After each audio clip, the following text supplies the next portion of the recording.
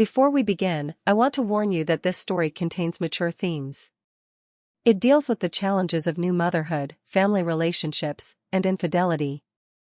If these topics make you uncomfortable, you might want to stop watching now.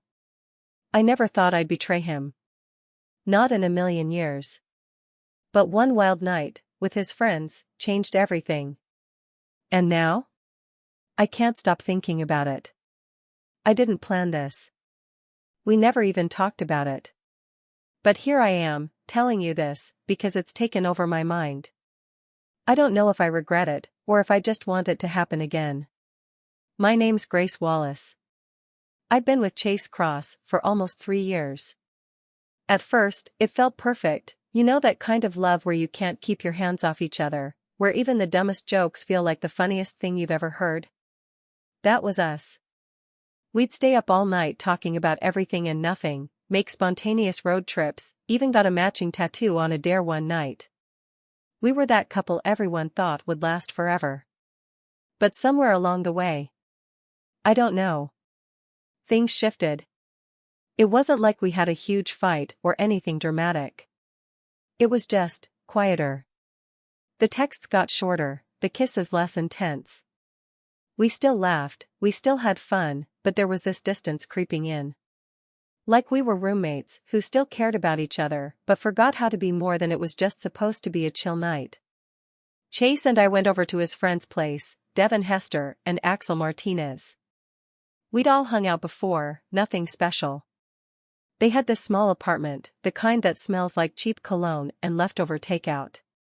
We brought over some drinks, lit up a little, and sat around like we always did, music low, everyone lounging on this beat-up couch that had probably seen way too much.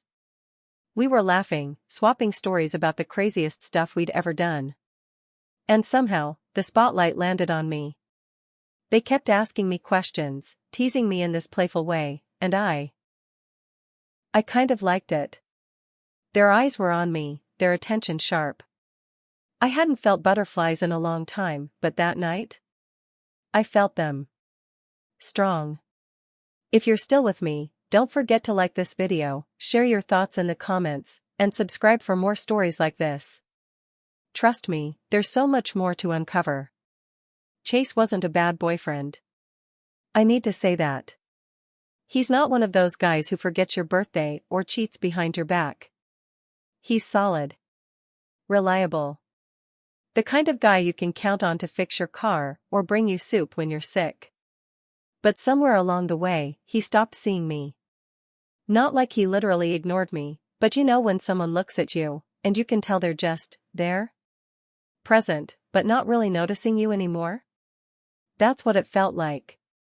We'd get home from work, eat dinner in front of the TV, maybe scroll through our phones side by side on the couch. He'd give me a quick kiss before bed, but it was more like muscle memory than anything else. The kind of kiss you give your mom on the cheek before leaving for school. And the sex? God, it was fine. Just fine. Like checking something off a list. No passion, no urgency. It was like we were doing it because that's what couples are supposed to do. I tried to shake things up a few times. Bought some new lingerie, suggested we take a weekend trip somewhere, just the two of us. But he always had an excuse. Work's crazy right now. Maybe next month when things calm down. And I guess after a while, I stopped trying. It's exhausting, you know? Feeling like you're the only one putting in the effort. Like you're slowly becoming invisible to the person who's supposed to know you better than anyone else. And it wasn't just about sex. It was everything. He used to ask me how my day was and actually listen when I answered. Now? It was like background noise to him. I could have told him I got abducted by aliens, and he'd probably just nod and say, "That's crazy, babe," without even looking up from his phone. I didn't realize how much that was eating at me. How much I missed feeling desired, wanted. Not just as a girlfriend, but as a woman. I didn't even know how deep that need ran until that night, sitting on that couch with Devin and Axel. The way they looked at me, like I was the most interesting person in the room. I hadn't felt that in a long, long time. That night started like any other.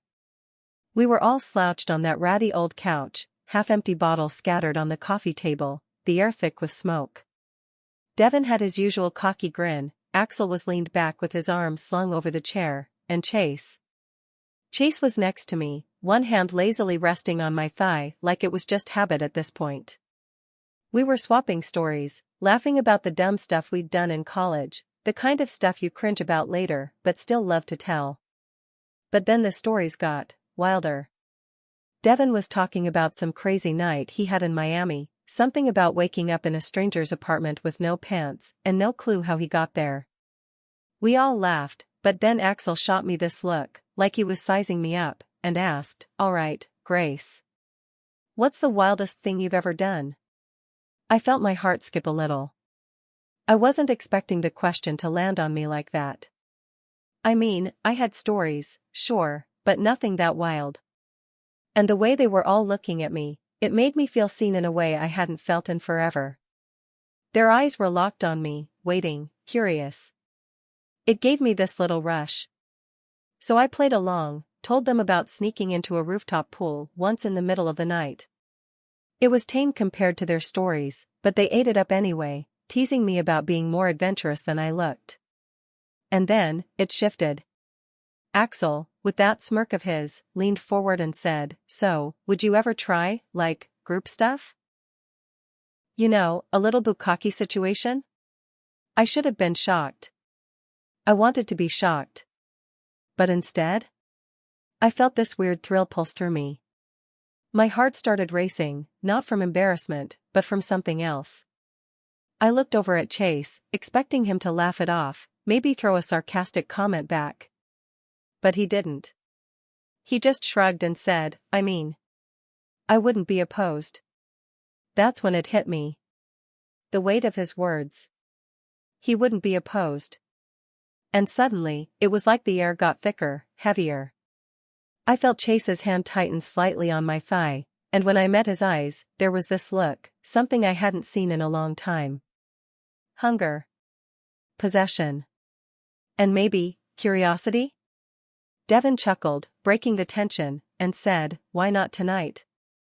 And before I could even process that, my Chase, looked at me and said, "Yeah, why not?"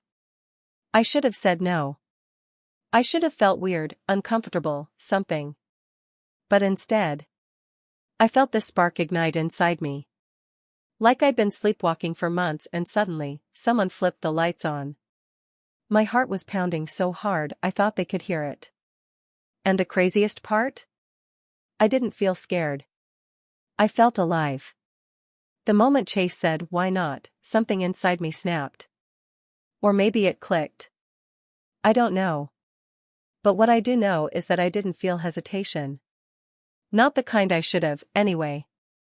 There was a flicker of doubt, this tiny voice in my head whispering, "Are you really going to do this?" But that voice got drowned out by something louder. Something hungry. It started slow. I was still on the couch next to Chase, but now there was this energy between us. Thick. Almost electric. He looked at me in a way I hadn't seen in months. Maybe even longer. It was like, for the first time in forever, I wasn't just his girlfriend. I was something desirable. Someone worth wanting. When he leaned in, kissed me, it wasn't like the routine pecks we'd been trading for months. It was deeper.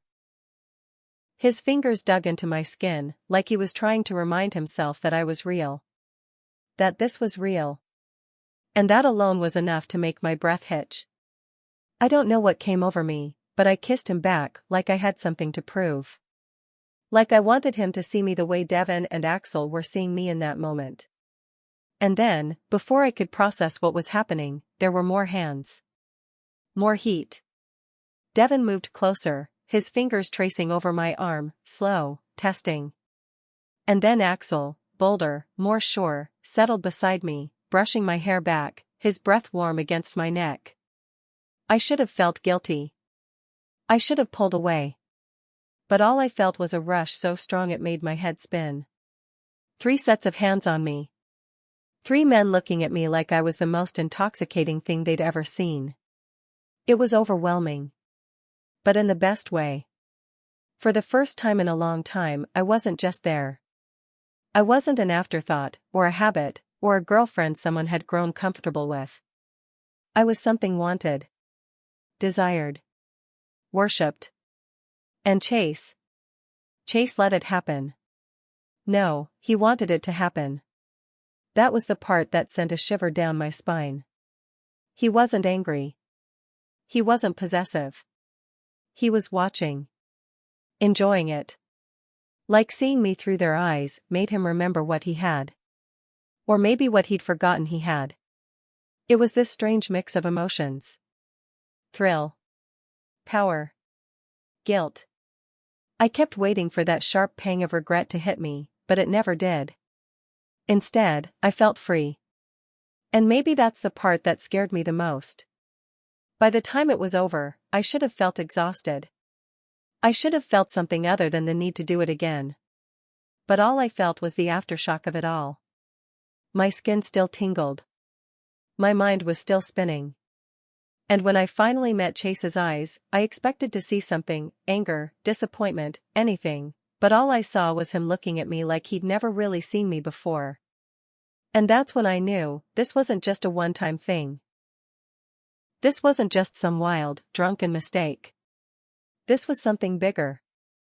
And I wasn't sure if that excited me, or terrified me. The next morning, I woke up feeling off.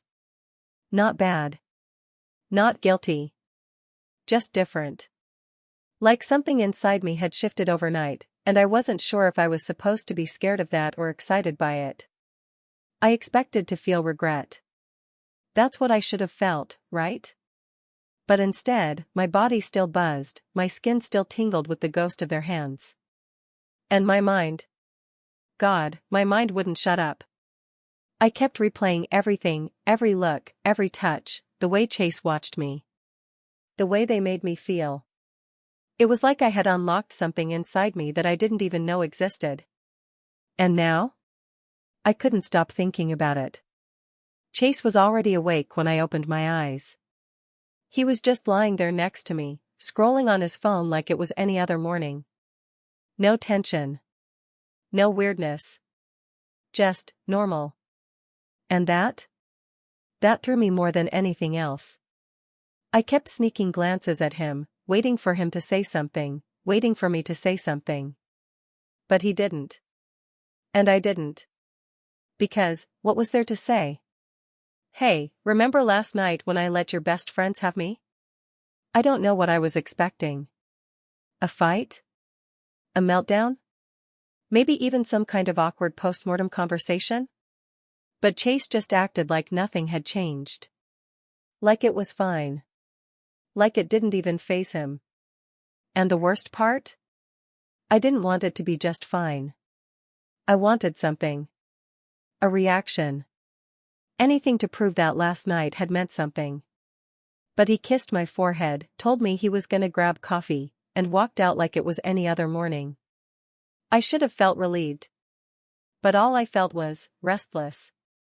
Like something had been ignited in me, and now, I didn't know how to put it out. My body still ached, but not in the way you'd expect. It ached because I wanted more. And that thought scared me more than anything else. Because what does it say about me that I wasn't thinking about my boyfriend? That I wasn't thinking about our relationship, or what this meant for us? No. My mind was stuck on them. Devin. Axel. The way they looked at me. The way they made me feel like the center of the universe for one perfect, electric, breathless night. I told myself it was a one-time thing. A crazy night that would eventually fade into just another reckless memory. But deep down, I already knew the truth. This wasn't over. I thought I could just move on. Bury it. Pretend it was just one of those things, something wild, something reckless, something I'd eventually look back on and laugh about. But I couldn't. Days passed, then a week, and I still felt it. That itch. That restless, burning feeling under my skin. I'd be sitting at work, staring at my computer screen, and out of nowhere, a memory would hit me so hard I'd have to catch my breath. The way Devon's fingers had traced over my skin. The way Axel's voice had dropped when he whispered in my ear. The way Chase had watched, almost mesmerized, like he was seeing me for the first time. And the worst part? It wasn't just the memory of that night. It was what came after. The way I started noticing things. How Chase barely looked up from his phone when I walked into the room. How his kisses had gone back to feeling routine. Like we had just hit reset and slipped right back into whatever we were before. But I wasn't the same anymore. Something had shifted inside me. And now? I wanted more. I started texting Devon. Nothing crazy, just casual, friendly, harmless. At least, that's what I told myself. But I knew. I knew. The way I waited just a little too eagerly for his replies. The way I found myself staring at his name on my screen, remembering the way his hands felt on me. The way I debated, over and over, whether I should just see him. Just to talk. Just to see if that spark was still there. Axel, too. He messaged me first. A simple, had fun the other night, so casual, like it wasn't driving me insane. Like I didn't reread it 10 times before answering with something just as casual. Just as harmless. And Chase? He wasn't stupid. He noticed. He never said anything outright, but I could feel it. The way he started watching me a little closer. The way he'd glance at my phone when it buzzed, his jaw tightening just a fraction. He didn't ask me who I was texting, but I could tell he wanted to. And part of me wanted him to ask. Because at least then I'd know he still cared. That it hadn't just been some game to him. But he never did. He just let it go. Just like he let that night happen. Just like he let me happen. And maybe that's what pushed me further. Maybe that's what made me start wondering. If he won't stop me, what's stopping me? I keep telling myself it was just one night. Just a moment of insanity, a slip, a temporary detour, before life snaps back into place. But if that were true, then why do I still feel it? Why does it still linger on my skin, in my mind, in the spaces between me and Chase? I've tried to push it down. To focus on Chase, to pretend that nothing's changed. But something has changed. I have changed. And I don't know if I can go back to who I was before. Some nights, I lie awake next to him, staring at the ceiling, wondering if I should just tell him. If I should say the words out loud, I can't stop thinking about it. I can't stop wanting it. Would he be angry? Would he understand? Or would he just accept it the same way he accepted that night? Like it wasn't a betrayal at all, but something inevitable? Maybe that's what scares me the most. That I could say it, and he still wouldn't stop me. That he'd just let me go wherever this takes me, no fight, no questions. And if that's true, then what does that say about us? About me? I don't know what I want anymore. I don't know if I want to fix things with Chase or if I just want permission to lose myself in this feeling again. I don't know if I want stability, or if I want the chaos of being completely wanted. But what I do know. This isn't over. Not yet. Have you ever been tempted to cross a boundary you knew you shouldn't? What would you have done in my position? Let me know in the comments below. And if you found this story meaningful, please like, share, and subscribe for more.